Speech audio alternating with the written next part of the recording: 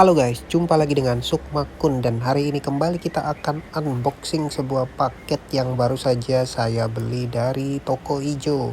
Selalu belinya di Toko Ijo bukan karena di endorse tapi karena sudah nyaman saja belanja di Toko Ijo. Yuk langsung aja kita unboxing. Buat yang penasaran apa isinya, ini dia isinya. Ini adalah sebuah handphone.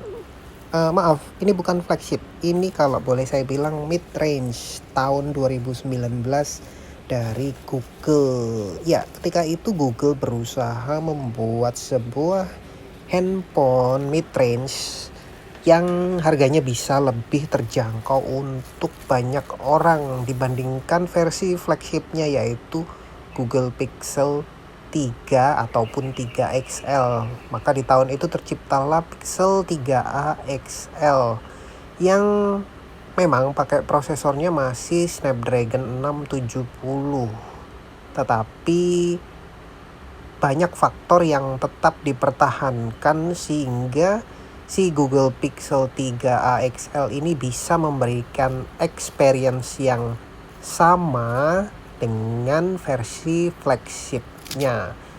Ini saya beli oleh sellernya itu sudah diberikan casing seperti ini dan juga sudah dilapisi oleh tempered glass. Ngomong-ngomong saya udah langganan di seller ini itu 11 tahun ya, dari zaman masih di Kaskus dulu dia jualan sampai sekarang itu dia jualan di toko Pak Edi ya. Itu luar biasa sih ya, udah kenal lah sama yang beli yang jual, jadinya ya gini dikasih barangnya selalu yang oke punya. Ini bener-bener like new loh guys. Si Pixel 3a XL nya ini bener-bener mulus banget, itu surprise banget. Untuk kualitas bahan back covernya ini walaupun menggunakan bahan polikarbonat dan bukan kaca seperti Google Pixel 3, namun dia bisa memberikan feel matte finish yang terasa mahal. Dan untuk bagian atasnya ini dia justru finishingnya mengkilap, terbalik ya dengan Google Pixel 3. Dan ini juga sebuah ciri khasnya dari si Google Pixel, dia menempatkan sensor fingerprint itu di belakang. Walaupun dia sudah menggunakan layar OLED, tapi dia memutuskan untuk tidak menaruh sensor fingerprint itu di dalam layar. Gak tahu alasannya kenapa, mungkin cost cutting juga ya. Untuk tombol powernya ini diberikan aksen warna orange seperti ini yang menambah jadi manis gitu aksennya. Untuk di bagian atas ini dia masih diberikan headphone jack, lumayan berguna buat kita yang masih suka atau masih cinta sama earphone kabel. Di bagian kanan ada tombol volume up and down, kemudian di bagian sebelah kiri itu ada nano SIM. Untuk slotnya dia walaupun hanya single SIM satu saja ya, tapi versi ini dia sudah support eSIM juga.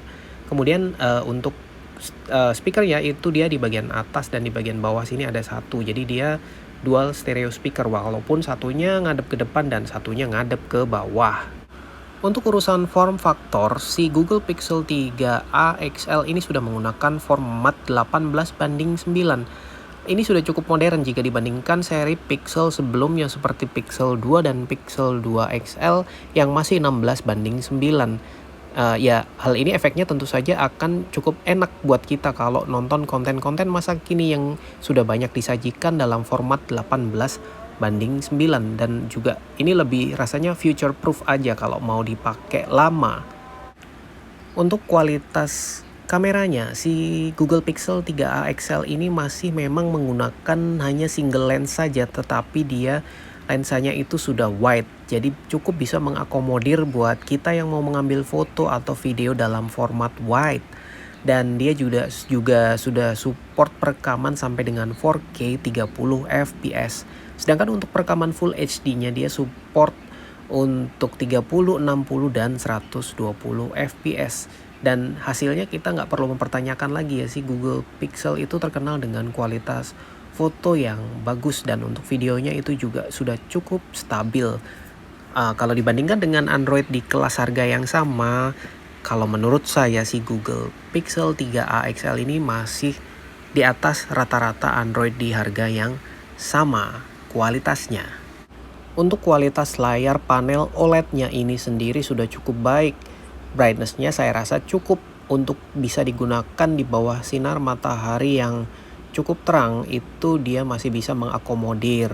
Kemudian dari tingkat ketajaman PPI-nya, si Google Pixel 3a XL ini sudah menggunakan resolusi Full HD dengan PPI sebesar 404 kalau tidak salah. Jadi sudah cukup tajam, cukup terlihat ya dari sini kalau icon-iconnya ini nggak pecah gitu, cukup halus. Dan rasanya juga nyaman di mata, khas layar OLED. Ini bukan AMOLED ya, OLED saja. Dan tentunya juga bukan Super AMOLED. Yang mungkin agak disayangkan adalah kapasitas RAM-nya yang memang agak terbilang pas-pasan ya, hanya 4 GB. Dengan storage yang ini versi yang 64 GB. Ada sih kalau memang kalian perlu kebutuhan storage yang lebih besar, itu saya sarankan untuk ngambil yang versi 128 GB saja, karena tentunya juga pasti akan merasa lebih luas. Secara ini nggak dikasih slot micro SD. Jadi buat kalian yang suka nyimpen data besar, mending ambil versi yang 128 GB atau ambil online drive ya, macam Google Drive gitu. Kalian beli aja kalau memang butuh kapasitas yang lebih besar buat nyimpen data secara online. Kalau untuk kapasitas baterainya sendiri, walaupun hanya 3700 mAh, tetapi ini baterainya cukup awet. Ini kalau menurut EQ Battery sih lumayan ya, screen on time-nya bisa cukup lama gitu. Memang nggak bisa dibandingkan ya, istilahnya apple to apple gitu kalau dengan Android kekinian yang misalnya baterainya sudah 5000 atau 6000 bahkan 7000 mAh. Tetapi dengan Pixel Experience dan racikan software ala Google, saya rasa cukuplah penggunaannya kalau untuk sekedar sosmed, kemudian nonton YouTube, Netflix, dan ya balas-balasin chattingan, kemudian lihat-lihat scrolling di toko online. Itu saya rasa lebih dari cukup lah, 3700 mAh. Dibandingkan adeknya ya yang Pixel 3a biasa, itu kan baterainya rasanya agak cukup kecil. Jadi kalau untuk urusan keawetan, si Pixel 3a XL ini rajanya yang paling awet kalau dibandingkan dengan Pixel seri lain tentunya ya. Sedangkan untuk dukungan software secara default sekarang, itu si Google Pixel 3a XL ini tentunya sudah support Android 11 dan bisa dipastikan dia akan dapat update untuk versi 12-nya. Teman-teman mau coba versi Android 12-nya sudah bisa ya pakai yang 12 beta. Tapi kalau saya pribadi itu cenderung lebih suka pilih nunggu aja nanti kalau memang sudah yang versi stabil dan officialnya Android 12 itu sudah dapat over the air. Nah itu baru akan saya coba ya, biar hati lebih tenang aja. Kemudian untuk Google Pixel 3a XL ini juga saya dapatnya yang versi dual SIM, Nano SIM plus eSIM. Sehingga di sini ada menu untuk erase SIM. Jadi kalau misalnya eSIM-nya kita udah nggak pakai, itu kita bisa hapus ya. Misalnya handphonenya kita mau jual lagi gitu, kita tinggal hapus untuk SIM-nya. Mungkin yang support sekarang Smartfren ya.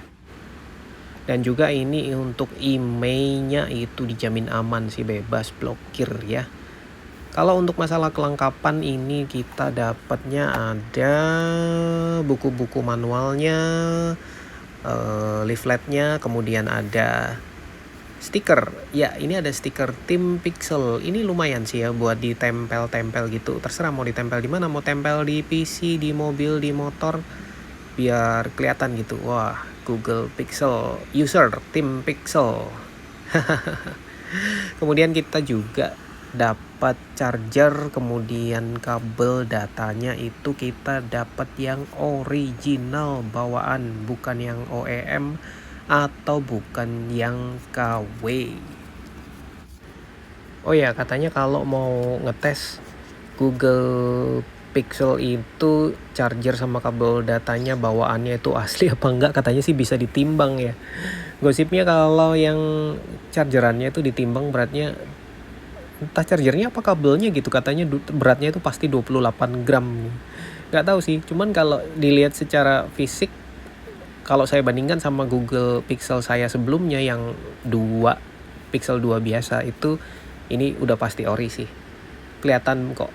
Dan ini sudah 18 watt dan ini memang udah yang fast charging ya. Dan ini buatan Flextronics. Kalau yang ori itu pastikan ini buatan Flextronics. Oke, jadi buat teman-teman yang memang pengen ngerasain Pixel Experience Google Pixel 3a XL ini, cukup saya rekomendasikan di tahun 2021 ini.